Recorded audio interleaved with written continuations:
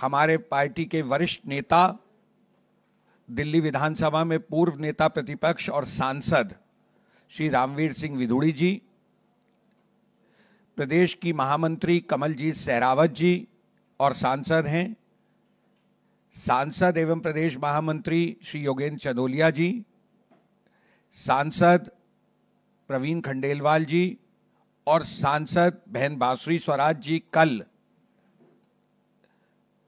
मनोहर लाल खट्टर जी जो केंद्रीय शहरी विकास मंत्री हैं उनसे मिले और दिल्ली के लिए कुछ महत्वपूर्ण प्रस्ताव उनके समक्ष रखे कि वो प्रधानमंत्री जी के आगे उन्हें रखकर दिल्ली के लिए बड़ी स्वीकृतियां लाएं।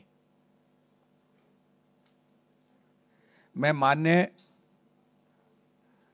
योगेंद्र चंदोलिया जी से अनुरोध करूंगा कि वह इस प्रेस वार्ता को प्रारंभ करें और उसके बाद मनोज जी अपनी बात रखेंगे, रामवीर जी अपनी बात रखेंगे और अन्य सांसद अपनी बात रखेंगे।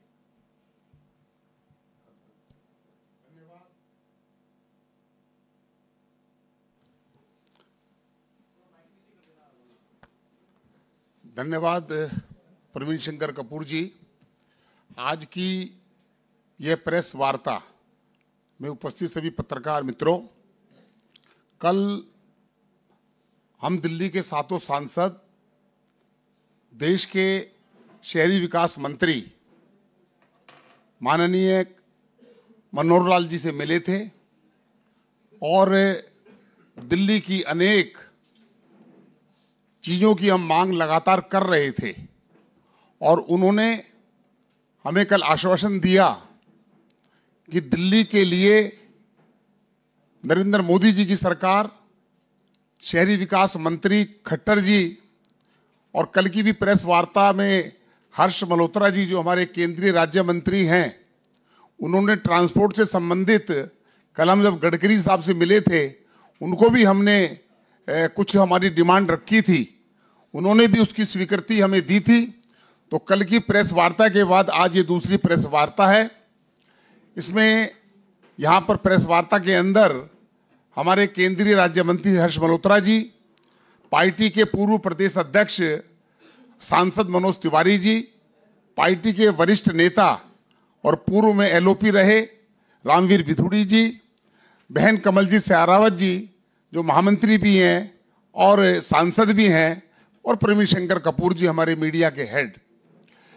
मुझे ये बताते हुए बड़ी खुशी हो रही है कि हम लगातार हमारे शहरी विकास मंत्री साहब से, उनके माध्यम से प्रधानमंत्री जी को दिल्ली के लिए हम क्या कर सकते हैं, नरेंद्र मोदी जी सरकार क्या कर सकती है, तो अपने अपने क्षेत्रों की समस्याएं या कुछ हमें उनसे जो सौगात हमने मांगी थी जनता की मांगों के ऊपर, वह हमें आश्वासन मिला है। तो उसको मैं अपने क्षेत्र में 2 चीज़ें मेरे लिए बहुत बड़ी उपलब्धि है। और एक, आप सबको मालूम है कि हमने, जब मैं चुनाव लड़ रहा था तो मैंने वायदा किया था कि रिठाला से मेट्रो आएगी तो आएगी, उस पर देश के प्रधानमंत्री जी अभी शिलान्यास करेंगे, उस पर हमारे बाकी नेता, हमारे प्रदेश अध्यक्ष अपना वक्तव्य जब भी देंगे, तो एक मेट्रो की बात रिठाला से बवाना नरेला तक हुई थी। उसके बाद कल हम शहरी विकास मंत्री से मिलकर हमने, क्योंकि नरेला एक सब सिटी है और नरेला के अंदर बहुत बड़ी आबादी है और भारत सरकार ये चाहती है कि जिस प्रकार से नरेंद्र मोदी जी खेलो इंडिया जीतो इंडिया की बात करते हैं, तो वहाँ पर 50 एकड़ के अंदर एक इंटरनेशनल लेवल का एक क्रिकेट का स्टेडियम बनाने की हमारी मांग थी। उन्होंने उस मांग को कहा है कि हम प्रधानमंत्री से इसको स्वीकृत करवाएंगे और मैं मानता हूं कि यह हमारे दिल्ली देहात की तरफ एक बहुत बड़ी योजना, क्योंकि अभी हमारा स्टेडियम जो है दिल्ली शहर के अंदर है और भारतीय जनता पार्टी ग्रामीण क्षेत्र की तरफ भी लगातार प्रयास करती है। ये हमने मांग की है और ये हमें बहुत ही जल्दी इसका हमें शिलान्यास का मौका भी हमें मिलने वाला है। दूसरा, जैसा मैंने कहा, नरेला सब सिटी है, तो हमारी जो सरकार है वहां पर एजुकेशनल हब बनाने की बात कर रही है। उसके लिए लगभग 50 एकड़ से ज्यादा जमीन जो है उन्होंने अलॉट कर दी है, और उसमें जिनकी स्वीकृति मिली है उसके अंदर गुरु गोविंद सिंह इंद्रप्रस्थ विश्वविद्यालय, दिल्ली टेक्नोलॉजिकल विश्वविद्यालय और Indraprastha institute of information technology आदि के जगह वे अलॉट करने वाले हैं, और उसकी पूरी तैयारी हो गई है। तो वहां पर एजुकेशन जब हब बनेगा तो उसका नरेला के लोगों को भी, क्योंकि नरेला भी विकसित होगा, नरेला के अंदर भी लोगों को उसका फायदा होने वाला है। उसके साथ साथ इसके अलावा निजी विश्वविद्यालयों को भी वहां पर जगह अलॉट की जा रही है, वो वहां पर अपनी जगह लेंगे।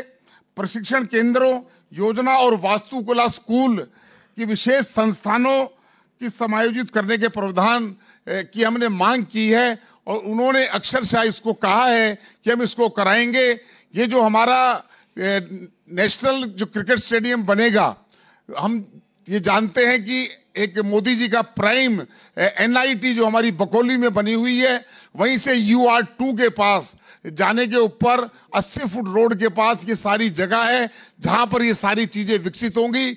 मैं देश के शहरी विकास मंत्री मनोहर लाल खट्टर जी का धन्यवाद करना चाहता हूं कि हम लगातार उनसे प्रयास कर रहे थे और उन्होंने इसकी स्वीकृति दी है, और माननीय प्रधानमंत्री जी इसकी औपचारिक घोषणा करेंगे। मुझे इतना कहना था, बाकी अब मैं प्रवीण जी जैसा कहेंगे, उसके बाद हमारे सीनियर सांसद अपनी अपनी क्षेत्र की बात रखेंगे। माननीय हर्ष मल्होत्रा जी।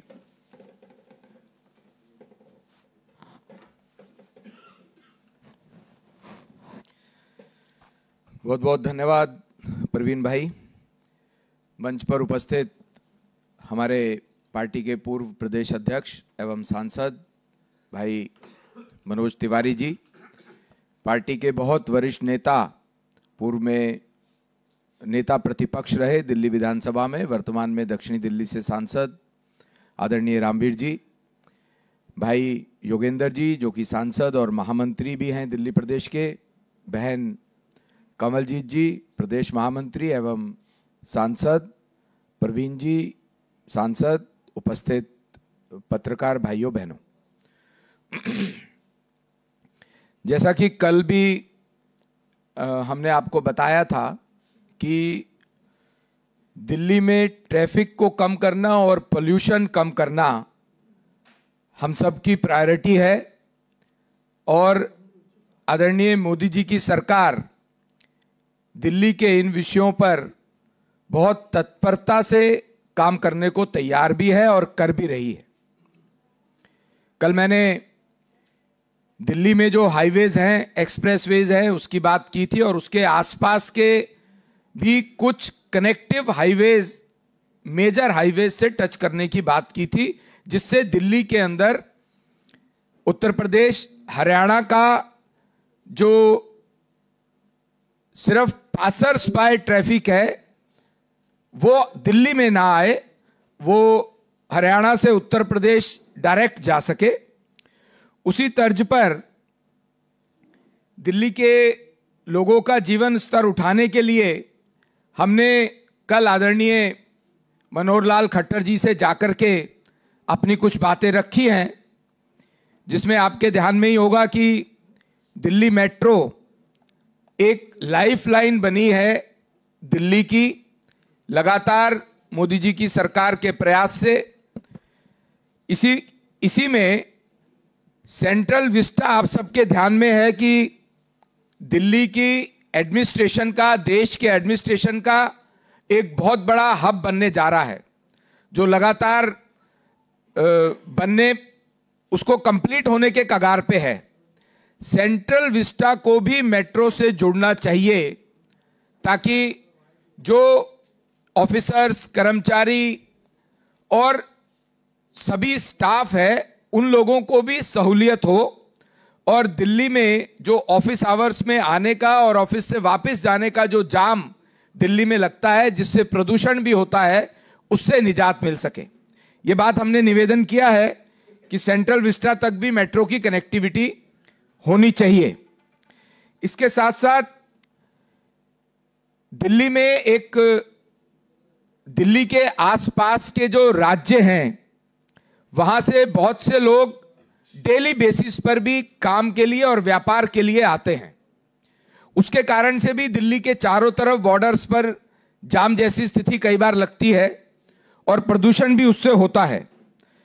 उसके लिए जो रीजनल रैपिड मेट्रो है, जिसको हम नमो भारत, और वो फास्ट ट्रैक मेट्रो है, उसके लिए हमने सुझाव दिया है कि दिल्ली से सहारनपुर, नीमराना, बहरोर, ऐसा एक कॉरिडोर, नमो भारत कॉरिडोर के लिए हमने सुझाव दिया है आदरणीय मनोहर लाल जी को, और दिल्ली से करनाल तक के लिए भी, क्योंकि उस बेल्ट से भी लगातार दिल्ली के जो बाहरी दिल्ली के इलाके हैं वहां पर बहुत से परिवार वहीं रहते हैं, काम के लिए भी आते हैं, व्यापार के लिए भी आते हैं। आज गुरुग्राम एक आईटी का बड़ा हब बना है। वहां पर आने जाने के लिए जो युवा साथी हैं, आईटी के लोग हैं या अन्य इंडस्ट्री के लोग हैं, फरीदाबाद और नोएडा से बहुत अधिक मात्रा में जाते हैं। नोएडा से गुरुग्राम जाने के लिए दिल्ली के माध्यम से, रोड के माध्यम से होकर के जाना पड़ता है। तो उसमें भी ट्रैफिक से निजात दिलाने के लिए और समय की बचत के लिए हमने गुरुग्राम, फरीदा, नोएडा ऐसा एक कॉरिडोर, फास्ट कॉरिडोर बनाने का भी निवेदन आदरणीय मनोहर लाल जी से किया है। आप सबके ध्यान में होगा कि जेवर में, उत्तर प्रदेश में एक इंटरनेशनल बड़ा एयरपोर्ट जल्द ही जनता को समर्पित होने वाला है। जो दिल्ली का आईजीआई इंटरनेशनल एयरपोर्ट है और जेवर एयरपोर्ट है, इसका आपस में कनेक्टिविटी हो जाए और वो फास्ट ट्रैक हो जाए, नमो भारत से हो जाए, रैपिड मेट्रो से हो जाए, ये सुझाव भी हमने अभी आदरणीय कल मनोहर लाल जी को दिया है। मैं ऐसा मानता हूं कि ये सब परियोजनाएं जब दिल्ली में लागू होना प्रारंभ होंगी तो दिल्ली के पॉल्यूशन में भी बहुत बड़ी कमी आने वाली है और ट्रैफिक कंजेशन भी बहुत कम होने वाला है। बहुत बहुत धन्यवाद। कमलजीत, आप इधर आइए। कमलजीत सहरावत जी।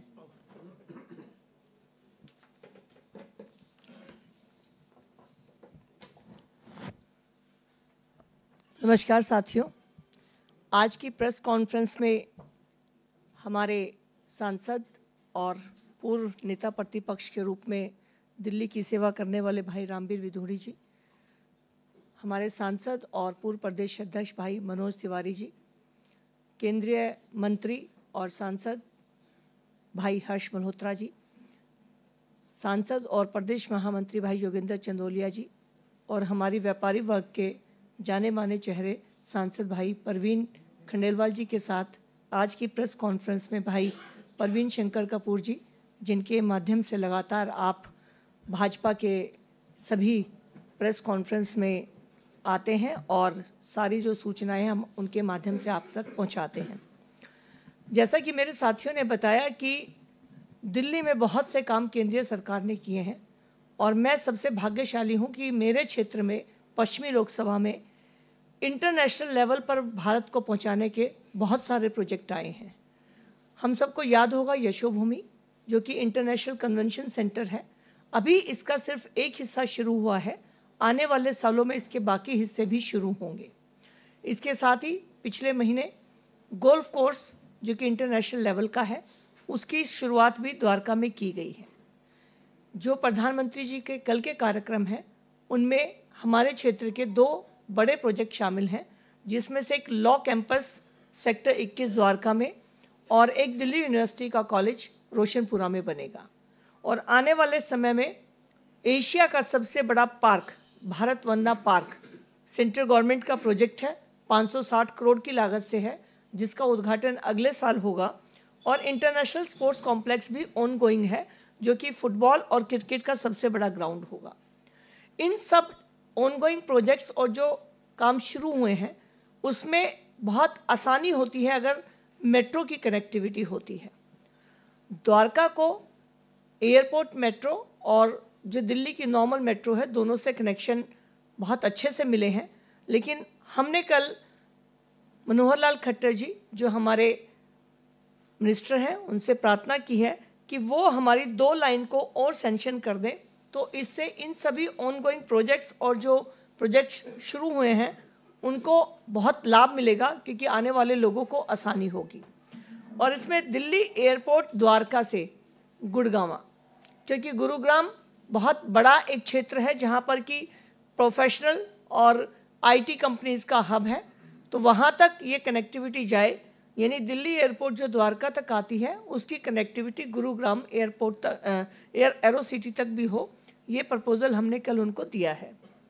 साथ में हमारे टर्मिनल 1, 2, 3, इसमें टर्मिनल 1 का डिस्टेंस 3 से थोड़ा ज़्यादा है, 2 से थोड़ा ज़्यादा है, तो हमने मेट्रो की कनेक्टिविटी टर्मिनल 1 को 2 और 3 के साथ करने के लिए भी प्रपोजल दिया है, जिससे कि इंटरनेशनल प्रोजेक्ट में जब बाहर के लोग आएंगे या भारत के लोग आएंगे तो उनको बहुत सुविधा होगी।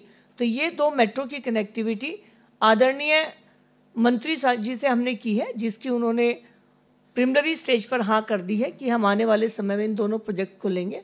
तो मैं आपके माध्यम से दिल्ली की जनता को सूचित करते हुए मंत्री जी का भी धन्यवाद करती हूँ कि 2 कनेक्टिविटी मेट्रो की हमारे लिए बहुत लाभप्रद होंगी। धन्यवाद। माननीय रामवीर सिंह विधुड़ी जी।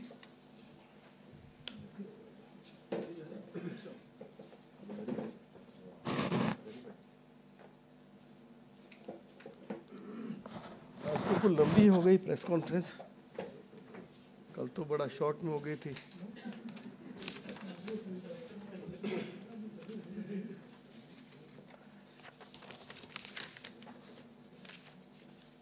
केंद्रीय मंत्री आदरणीय श्री हर्ष मल्होत्रा जी, दिल्ली प्रदेश भारतीय जनता पार्टी के पूर्व अध्यक्ष, सांसद आदरणीय श्री मनोज तिवारी जी, सांसद आदरणीय श्री योगेंद्र चंदोलिया जी, सांसद आदरणीय बहन कमलजीत सहरावत जी, सांसद आदरणीय श्री परवीन खंडेलवाल जी, दिल्ली भाजपा मीडिया के प्रमुख आदरणीय श्री परवीन शंकर कपूर जी, मीडिया के सभी सम्मानित साथियों, ये जानकारी तो आपको सभी हमारे ऑनरेबल एमपीज ने दी है कि कल रात को हम सातों के सातों एमपीज भारत के housing and urban affairs minister Shri Manohar Lal ji को मिले थे और हमने अपने अपने क्षेत्र की समस्याएं उनके सामने कल रात को भी रखी और पिछले 6-7 महीनों से इन समस्याओं के बारे में निरंतर हम उनको जानकारी दे रहे हैं। कल उनके साथ जो चर्चा हुई उसके बारे में हमारे साथियों ने कुछ आपको जानकारी दी है। मैं दिल्ली के पूर्व मुख्यमंत्री श्री अरविंद केजरीवाल को और दिल्ली की मुख्यमंत्री आतिशी को आज चुनौती देना चाहता हूं कि पिछले 10 साल से दिल्ली में उनकी सरकार है। दिल्ली सरकार की जमीन पर सैकड़ों झुग्गियां थी जो उनकी सरकार के द्वारा उनको तोड़ा गया। कभी एक झुग्गी वासी को कहीं पुनर्वास बस्ती में प्लॉट या फ्लैट नहीं दिया गया। दूसरी तरफ हमारे ऊपर जो निरंतर ये आरोप लगाया जाता है कि दिल्ली में भारतीय जनता पार्टी की सरकार आएगी, झुग्गियों को तोड़ दिया जाएगा। मैं दिल्ली की मुख्यमंत्री आतिशी को और आम आदमी पार्टी के नेता श्री अरविंद केजरीवाल को जानकारी देना चाहता हूं कि श्री नरेंद्र मोदी जी के प्रधानमंत्री बनने के बाद जहां झुग्गी वही मकान जो योजना शुरू की गई दिल्ली में झुग्गी वासियों के लिए, 6,500 झुग्गी वासियों को फ्लैट्स बनाकर मोदी जी की सरकार ने दे दिए हैं। और एक फ्लैट की जो कीमत है, जो उसके ऊपर धनराशि खर्च हुई है, लगभग 25 लाख रुपया, और केवल झुग्गी वासियों से 1,40,000 रुपया इसकी एवज में लिया गया है। तो 6,500 झुग्गी वासियों को फ्लैट बनाकर दे दिए गए हैं, और उनकी कीमत जैसे मैंने आपको बताया है कि 25 लाख है। और इसके साथ साथ अभी कुछ अन्य क्षेत्रों में, जिसमें दिलसाद गार्डन है, शालीमार बाग है, पीतमपुरा है, और मेरे लोकसभा क्षेत्र में जवाहर कैंप है, नवजीवन कैंप है। ये सभी दिल्ली के बड़े बड़े जे क्लस्टर्स हैं। इन सभी झुग्गी झोपड़ी कैंप वासियों को जहां झुग्गी वहीं मकान उनको बनाकर दिए जाएंगे, फ्लैट्स बनाकर दिए जाएंगे। टेंडर हो गए हैं और कभी भी कंस्ट्रक्शन का काम शुरू हो जाएगा। इसके साथ साथ दिल्ली में 7 बड़े बड़े झुग्गी झोपड़ी कैंप हैं। लगातार झुग्गी झोपड़ी के लोग सभी एमपी से और भारत सरकार के चाहे शहरी विकास मंत्री श्री हरदीप पुरी साहब थे, उनसे भी श्री मनोहर लाल जी से लगातार ये मांग करते रहे कि दिल्ली के जो 7 सबसे बड़े जे क्लस्टर्स हैं, इनको वहीं झुग्गी वासियों को फ्लैट बनाकर दिए जाएं। तो 7 अलग अलग क्षेत्रों में जो बड़े बड़े जे क्लस्टर्स हैं, उन स्थानों पर भी फ्लैट बनाकर झुग्गी वासियों को दिए जाएंगे। उसके भी टेंडर कॉल कर लिए गए हैं।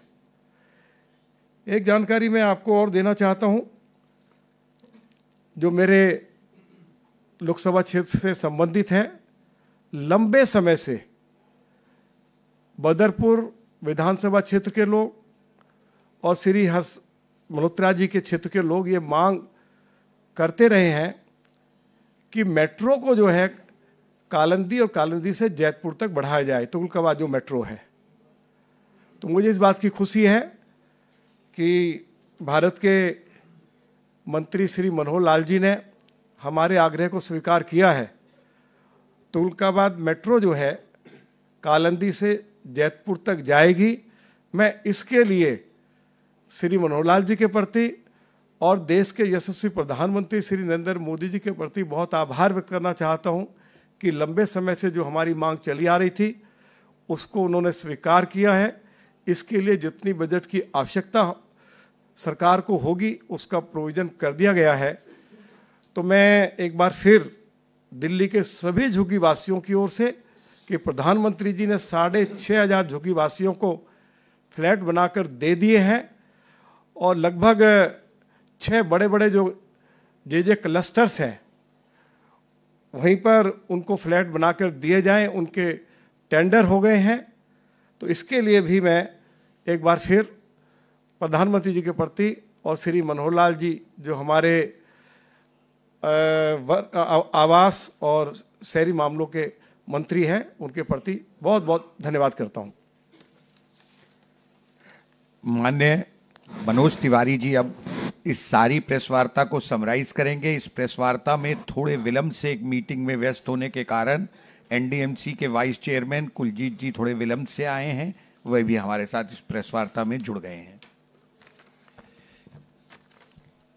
मेरे दिल्ली मीडिया के सभी साथी, आप सब ने एक एक करके हमारे सभी सांसदों को, मंत्री जी को सुना है। मूल हमारा ये है कि हम डेवलपमेंट में विश्वास करते हैं, मगर दुर्भाग्य से हम ये डेवलपमेंट भी विपरीत परिस्थिति में कर रहे हैं। दिल्ली में एक ऐसी सरकार है जिसका आधार ही झूठ है और लूट है। उसके बाद भी पीछे भी हमने आपने देखा, चाहे वो द्वारका एक्सप्रेस हो, NH-24 हो, प्रगति मैदान का टनल हो, मेट्रो की जाल हो, तो हमारा ये उद्देश्य है कि हम लोग उनके नकारात्मक सोच को छोड़ करके हम थोड़ा आगे बढ़ें और जो हमारा परिचय है हम वो करें। इसी नाते हम लोग कल माननीय मंत्री खट्टर साहब से मिले और जो सारी बातें हम लोग बता रहे हैं, और हम लोग जनता क्या बोल रही है ये भी सुनना चाहते हैं। हम लोग अपनी अपनी जगहों पे बैठते हैं, जो बोलते हैं, वरना तो लोग हमें सुबह से शाम तक यही कहते हैं, आदिसी ने ये कहा, केजरीवाल ने ये कहा, फलाना ने ये कहा। हमको समझ में नहीं आ रहा है कि झुग्गी वाले क्या बोल रहे हैं, अनऑथराइज्ड कॉलोनी वाले क्या बोल रहे हैं, ये दिल्ली के सांसों पे जिनके आपातकाल लगाए वो क्या बोल रहे हैं। हम उनको सुन रहे हैं और उनकी बातों को लेकर के हमने परसों गडकरी साहब से और कल खट्टर साहब से कल ही हम सब मिले। उसी में सारी बातें जो हमारे सांसदों ने, मंत्री जी ने कही वो आपके सामने है। हम एक बात और कल कहे जो इसमें हम जोड़ना चाहते हैं कि हमारे दिलशाद गार्डन हमारे क्षेत्र में एक आता है, वहाँ भी एक झुग्गी को हम लोग बेहतर से बेहतर बनाने के लिए हमने विजिट भी किया था वहाँ। थैंक यू एलजी साहब ने भी विजिट किया था। उसको हम इस पाइपलाइन में जोड़ने के लिए भी हमने निवेदन किया है। एओ ब्लॉक शालीमार बाग को भी, एयू ब्लॉक पीतमपुरा को भी, जवाहरलाल नेहरू जैसे जे क्लस्टर, गोविंदपुरी के नवजीवन कैंप के अलावे 7 और ऐसे ही प्रोजेक्ट हैं, वो भी इनमें शामिल हो जाए। कल हमने ये भी बात खट्टर साहब से करी। और हमारे यहाँ एक स्टेडियम की बात जो आपसे जोगेंद्र भाई ने कही, हम लोगों का बिल्कुल जगह सटता है और वो हमारा बुराड़ी क्षेत्र जहाँ ख़त्म होता है वहीं से नरेला शुरू होता है। तो ये सब बातों में, अब वैसे तो सबकी बात में सबकी बात है। हमारे यहाँ से मेट्रो फेज़ 4 जो मौजपुर से निकल करके अब हम उसको मजलिस पार्क तक जोड़ रहे हैं, तो जैसे ही जोड़ेंगे हमारा, अगर उसके आगे जेवर भी जुड़ रहा है, सहारनपुर भी जुड़ रहा है, ऐसा जुड़ने का प्लान हम कहते हैं, तो निश्चित रूप से हम दिल्ली के कंजेशन को दूर करना चाहते हैं। मूल उद्देश्य हम जीवन देना चाहते हैं। आम आदमी पार्टी की सरकार ने मृत्यु परोसी है दिल्ली को। हम मिल करके सभी सांसद कैसे जीवन दे सकते हैं, कैसे जीवन आसान कर सकते हैं, और हमें पूरा विश्वास है कि प्रधानमंत्री जी कल आ भी रहे हैं और हमारे खट्टर साहब को जो दी हुई बातें हैं गडकरी जी को, उनमें मैक्सिमम बातें हम लोगों को जल्दी से जल्दी पूरी करने को देखने को मिलेगी, ऐसा हमारा विश्वास है। आप सबको धन्यवाद। धन्यवाद। आपके कोई प्रश्न? हाँ बोलिए।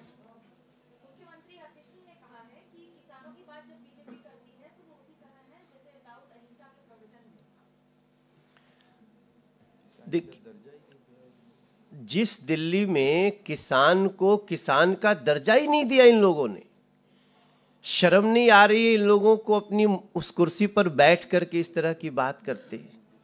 हम देश के हर किसान को किसान सम्मान निधि देते हैं, लेकिन दिल्ली के किसान को नहीं मिल सकता क्योंकि उनको किसान का दर्जा ही नहीं प्राप्त है। अभी हम लोगों ने म्यूटेशन 20 साल बाद हम लोग सारे सांसद मिल करके और किस तरह से म्यूटेशन शुरू कराए, तो इसलिए वो लोग केवल बातों की बात करते हैं, हम लोग कार्य करके लोगों को खुशियां दे रहे हैं और वो खुशियां और बढ़ने वाली। संतोष जी और एक बात और आपको बता दें, आपने मनोज्ञा जी आपने सवाल किया, किसान अपने सर्कल रेट को बढ़ाने के लिए धरने प्रदर्शन पे बैठे हैं, बैठ रहे लगातार, चाहे वो रामवीर सिंह बिधोड़ी जी हो या फिर कमल जी सहरावत या योगेंद्र जी हो, गांव के लोग उनके पास लगातार बैठ करके बातें कर रहे हैं। ये बढ़ा तक नहीं रहे हैं, ये लोग किसान की बात क्या करें। अगर आतिशी बढ़ा दें तो हम आज की सभा में बहुत उनको हम धन्यवाद करें।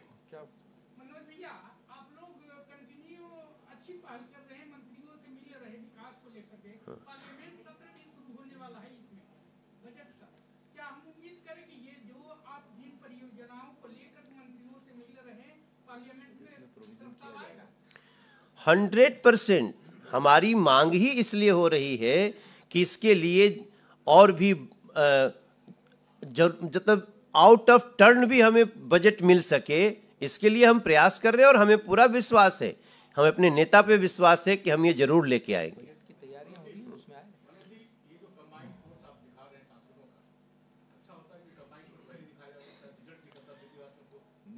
नहीं, हम तो लगातार किए हैं भाई साहब।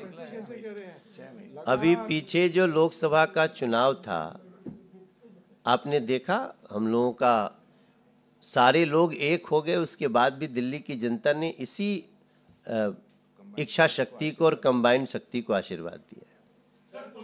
आप बोलिए। सर, प्रधानमंत्री मोदी कल वीर सावरकर के नाम पे कॉलेज का शिलान्यास कर रहे हैं, विपक्ष इसको लेकर के सियासत शुरू कर दिया, क्या कहना चाहेंगे? वो तो करते रहता है, वो करते रहे, हम अच्छा काम करेंगे। जो नकारात्मक सोच के लोग हैं, जो हिंदू समाज के विरोधी हैं, जो सावरकर साहब के विरोधी हैं, वो विरोध करते रहेंगे, मगर हम देश की भावनाओं के अनुरूप आगे बढ़ रहे हैं। वीर सावरकर कॉलेज का जो इनॉग्रेशन है वो द्वारका क्षेत्र में जो नजफगढ़ रोशनपुरा क्षेत्र वहाँ पर हो रहा है और ये 140 करोड़ का प्रोजेक्ट है। और नजफगढ़ जो क्षेत्र है, नाहरगढ़ को जिसको पहले जाना जाता था, वो वीरों की भूमि है और वो वीरों की भूमि वीर सावरकर जी का सम्मान करती है। कुछ दिन पहले हमने देखा था कि बीजेपी के कई सांसद चुनाव आयोग गए थे नाम कटवाने को लेकर। मैंने आपसे पूछा था, आपने कहा था 5 लाख से ज्यादा फर्जी वोटर्स हैं, लेकिन चुनाव आयोग ने अभी तक किसी का नाम काटा वो देख के सामने नहीं आया। बीजेपी लगातार कह रही है कि फर्जी वोटर हैं, तो कहीं ना कहीं इलेक्शन कमीशन आम आदमी, आपका पॉइंट लेता हूं, आम आदमी पार्टी के लोगों ने वायदा किया था 20 कॉलेज बनाने का। दिल्ली में 10 साल में एक नया कॉलेज नहीं बनाया। आज अगर केंद्र सरकार ये बना रही है तो वो कॉलेज का विरोध कर रहे हैं, वो सावरकर का विरोध नहीं कर रहे हैं। और जो बात आपने चुनाव आयोग की पूछी है, हमने तब भी इस बात को कहा था कि अगर एक 25 गज के मकान में 62 वोट हैं, जो कि प्रैक्टिकली हो ही नहीं सकता, वो जानकारी चुनाव आयोग के पास है और चुनाव आयोग का अपना एक सिस्टम है। जिसका भी वोट कटेगा या कटने वाला होगा, जिसका फॉर्म नंबर 7 आया है, उसको नोटिस दिया जाता है, उसकी जाके जांच की जाती है कि वो वहां रहता है कि नहीं रहता, उसको मौका दिया जाता है अपनी बात कहने का। अगर वो वहां रहता होगा तो चुनाव आयोग अपनी प्रक्रिया कर रहा है।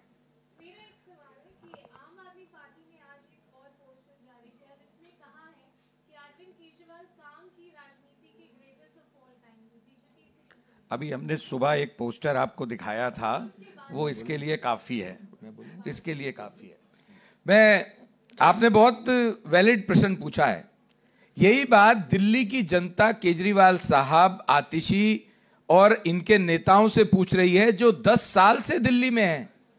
ये पिछले 20 दिन से लगातार दिन में 3-3, 4-4 प्रेस कॉन्फ्रेंस करके दिल्ली की जनता को भरमा रहे हैं, लेकिन ये नहीं बता रहे कि पिछले 10 साल में इन्होंने दिल्ली वासियों के लिए क्या किया, इन्होंने दिल्ली के विकास के लिए क्या किया। मैं आप सबके माध्यम से एक बार फिर केजरीवाल साहब से पूछना चाहता हूं कि सब चीजें छोड़ दें, सिर्फ इतना बताएं, ऐसे 10, 12, 15, 20 पॉइंट या 2 पॉइंट जो इन्होंने दिल्ली के विकास के लिए किए हों।